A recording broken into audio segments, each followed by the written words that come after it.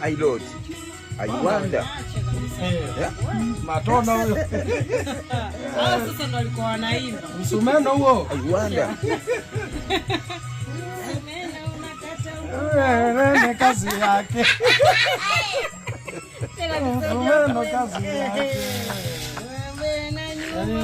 Msumeno kazi yake. Kuna message hapo. Umekucha.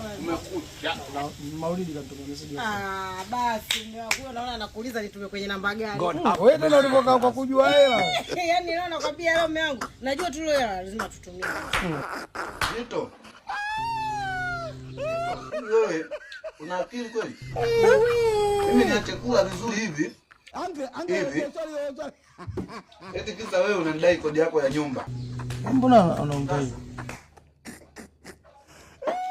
Sasa nakula vizuri, kodi yako sikulipi.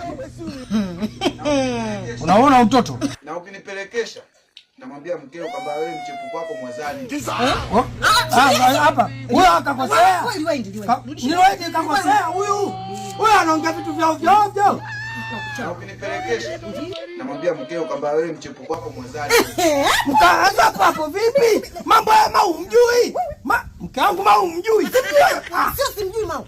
Tulia. Niambie vizuri. Huyo mwazani huyo anakupa nini?